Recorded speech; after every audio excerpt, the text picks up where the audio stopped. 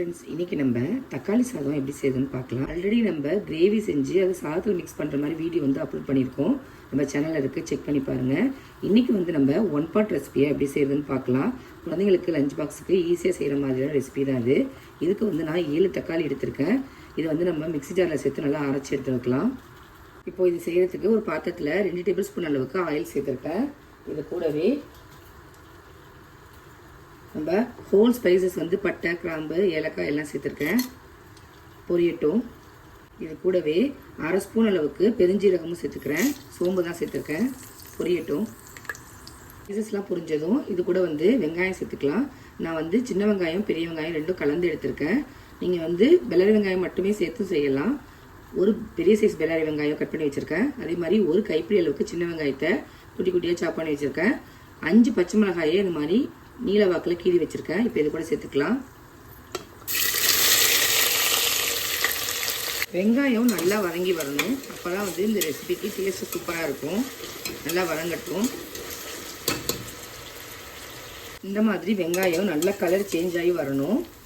இந்த மாதிரி வதங்கினதுக்கப்புறமா இது கூட நான் வந்து இஞ்சி பூண்டு பேஸ்ட் சேர்த்துக்கலாம். நான் வந்து இன்றைக்கி 1.5 டேபிள் ஸ்பூன் அளவுக்கு சேர்த்துருக்கேன். இஞ்சி பூண்டோட ராஸ்மெல் போனதுக்கப்புறமா இதில் நம்ம மசாலா சேர்த்துக்கலாம். மசாலாஸ்க்கு 2 டேபிள் ஸ்பூன் அளவுக்கு குழம்பு மிளகாய் தூள், 1 டேபிள் ஸ்பூன் அளவுக்கு ஹோம்மேட் கரம் மசாலா சேர்த்துருக்கேன். அதுக்கப்புறம் 1/4 ஸ்பூன் அளவுக்கு மஞ்சத்தூள் எடுத்திருக்கேன். இது எல்லாத்தையும் இப்போ கூட சேர்த்துக்கோங்க. சேர்த்துட்டு நல்லா வதக்கிக்கோங்க. மசாலாவை கரிஞ்சிடாமல் வதக்கினதுக்கப்புறமா இது கூட ஒரு கைப்பிடி அளவுக்கு புதினா, அதே மாதிரி ஒரு கைப்பிடி அளவுக்கு கொத்தமல்லி சேர்த்துக்கிறேன். சேர்த்துட்டு நல்லா வதக்கிக்கோங்க. புதினா கொத்தமல்லி சேர்த்து இந்த அளவுக்கு வதங்கி வந்ததுக்கப்புறமா இந்த ரெசிபியோட ராஜா தக்காளி வந்து நம்ம சேர்த்துக்கலாம். தக்காளியை அரைச்சி எடுத்து வச்சுருக்கேன். இப்போ இது கூட சேர்த்துக்கோங்க.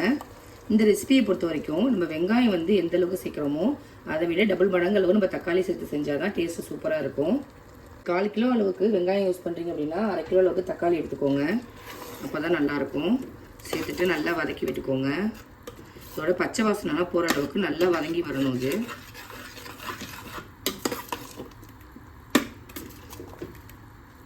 ரெசிபிக்கு தேவையான அளவுக்கு சால்ட்டு சேர்த்துக்கிறேன்.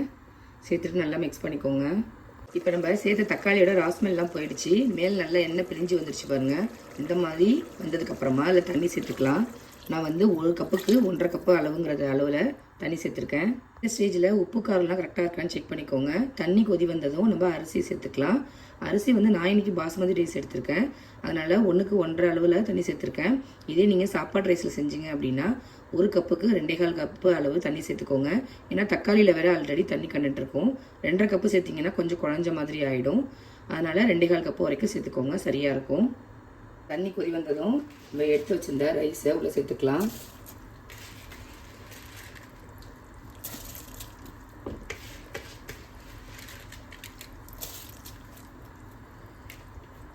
ரைஸை சேர்த்து மிக்ஸ் பண்ணிவிட்டு நீங்கள் குக்கரில் செய்ய போகிறீங்க அப்படின்னா ஹை ஃப்ளேமில் ஒரு விசிலும் லோ ஃப்ளேமில் ஒரு விசிலும் விட்டு ஆஃப் பண்ணிக்கோங்க.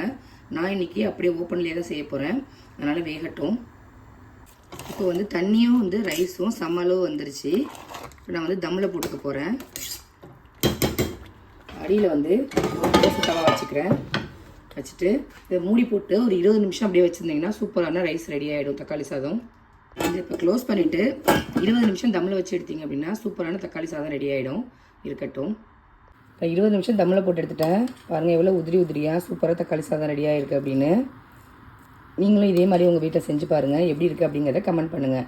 நான் போகிற ரெசிபிஸ்லாம் உங்களுக்கு பிடிச்சிருந்தா நம்ம சேனலை லைக், ஷேர் அண்டு சப்ஸ்கிரைப் பண்ண மறக்காதீங்க. தேங்க்யூ.